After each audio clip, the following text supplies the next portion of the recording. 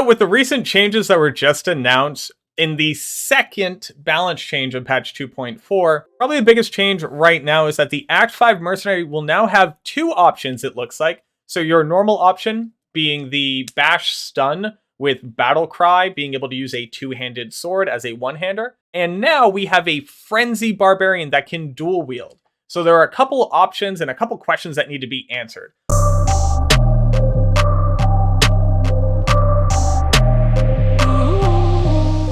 One, since they're using a one-handed weapon, will they still get twice the minimum and maximum damage as far as damage calculations go? Remember that this is a brand new coded mercenary for the game, and almost certainly the doubling of one-handed damage from the original barbarian is either a bug or an undocumented feature of that mercenary class. With this one being freshly coded, we might see a change to how the original barbarian's code works. We might see this also get that legacy value, which is doubling the one-handed damage for minimum and maximum, or we might see something completely different. So it'll be a little bit difficult to truly gauge out what damage will look like, but we can still look at other stats on weapons to give you an idea of what's the best thing to put onto a Frenzy Merc Barbarian.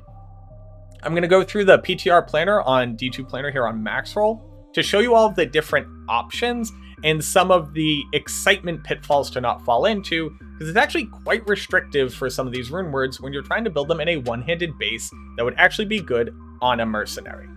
Obviously, right now, Headstriker is considered to be the highest damage output for an Act 5 mercenary. Again, when using it on the original mercenary, that one-handed minimum and maximum damage is being doubled. And then on top of that, something that people may not know is that an Act 5 mercenary can actually quadruple crit. So if they have a 100% chance to crit from Deadly Strike, they also have an inherent 5% chance to crit. And these two things roll completely independently of one another. So if you successfully apply Deadly Strike crit and the mercenary crit, you actually get 4 times the damage. And that's why something like Headstriker was so powerful. So there is a chance that putting a Headstriker onto your mercenary is still going to be the highest damage output even on Frenzy if that code stays the same. But assuming that it doesn't, let's look at other options to determine what the most powerful ones will be. Obviously, Breath of the Dying is an easy go-to. The problem with this is that it is a 6-socketed rune word. So if we try to build this, you'll see that the only high damage one-handed weapon that we can actually build it in would be a Phase Blade. On a Phase Blade, you're losing out on a ton of the damage that an ethereal Breath of the Dying typically brings to the table. Crescent Moon is interesting for those static field chances on striking, give you a kind of nice option to get a little bit of an area of effect DPS out of your mercenary. If you wanted to hit static, you would probably just end up running an Act 3 mercenary, which casts static fairly regularly and will get a much higher level static than 13 at higher levels. But it's actually a fairly cool option. Death is a much easier rune word to work with because it's only a 5-socket requirement. The only problem with Death, while it does have massive damage, again, no increased attack speed on the weapon itself. And for people who may not know, the original Barbarian, when it does its normal attack, actually does a double attack. Destruction will only be funny for the chance to cast on striking, but again, no increased attack speed, not going to get you there. If you can get bonuses from your Primal Helms, as well as anything that has either O skill or has staff mod like bonuses like Fury is actually a really good option. Get plus 10 to Frenzy if you dual wield it. They get Deadly Strike, they get enough life stolen per hit so that on held difficulty they still get at least 1%. Massive increased attack speed, minus target defense and bonus attack rating. It's actually fairly nice here. They won't apply the prevent monster heal, but that open wounds is really good. I'm going to skip over this for right now because I don't want to kill the vibe. Something that's very interesting is actually Hand of Justice. So I built this out over here. You can dual wield Hand of Justice in a cryptic sword and also wear Dragon and then throw on Indarials for the survivability that they'll need and have a level 46 Holy Fire aura on your Frenzy Mercenary. That's also going to carry minus 40 enemy fire res. And they've also reverted at least one part of the change so that Holy Fire will gain that 200% radial damage if the target is within melee range. So you're actually going to have a pretty decent amount of AoE fire damage coming off of your mercenary. And while I don't think anybody would ever build this out because of how expensive it is, you get to put it into a high max damage ethereal base, and you get level 46 Holy Fire.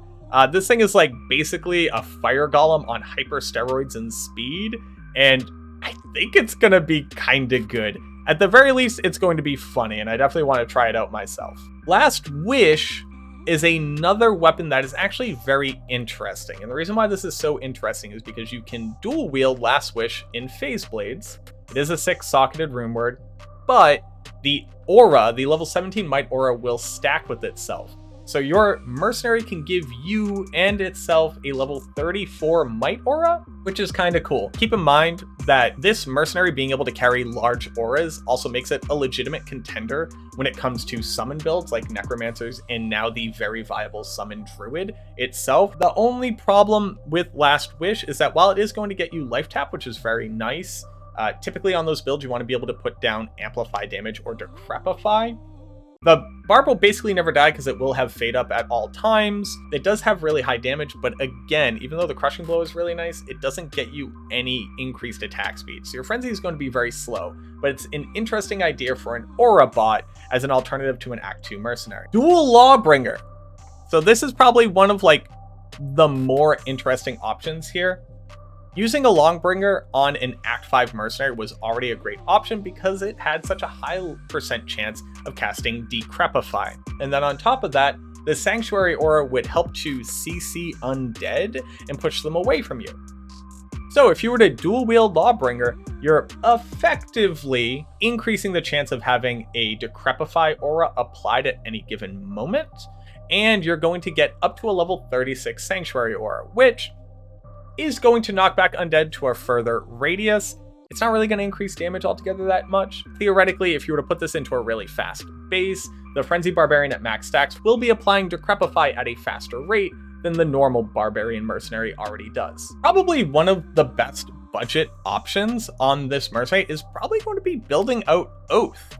So Oath comes with an incredible amount of increased attack speed on the base. It's only a 4-socket rune word, so you have a lot more options when it comes to what weapon to put it in, which mostly unlocks something like a Cryptic Sword for one-handed, as well as a Conquest Sword for one-handed. So Cryptic Sword is going to give you that higher maximum damage, but Conquest Sword is going to buff up your minimum damage, so they have better chances at surviving. Oath is phenomenal.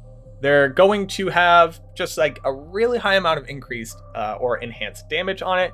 They will also be triggering Bone Spirit, which isn't nothing. It's nice that they have a little bit of additional magic damage at their disposal. But yeah, honestly, a phenomenal choice. I think Oath is probably top tier for options before you inevitably bump up to a Grief, like you probably will have to. Dual Plague is actually a very, very cool option here. The Act 5 Mercenary with Plague was already being run on the new Rabies Druid and Plague Javazon, and being able to put 2 Plagues onto your Act 5 Mercenary doubles the chances that lower res is going to be proc whenever they get attacked. And then on top of that, you're going to gain up to a level 34 Cleansing Aura. So while the healing from Cleansing Aura isn't altogether that important, Cleansing Aura's main benefit is that it's going to drastically reduce poison length and curse length. It applies its minus length every 2 seconds. So it takes the initial value, reduces it, takes the remainder, and then every 2 seconds does that again and again. But also a really good alternative to something like Infinity if you just can't get your hand on the Burr runes that you would need to make it. One of the biggest options available that's an interesting pick, I don't think that's ultimately going to be the best in slot or even really competitive, is an Unbending Will. Now, Unbending Will is something that you would typically build in a really big ethereal weapon for the normal Act 5 Mercenary. But here, since it is a 6-socket, it can only be put into a Phase Blade.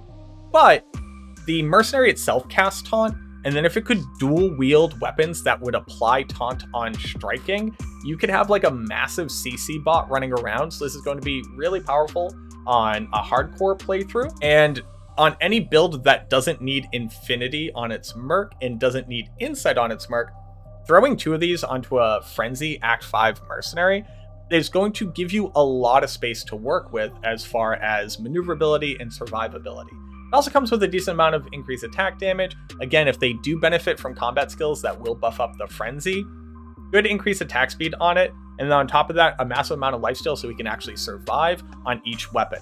Honestly, really, really good option.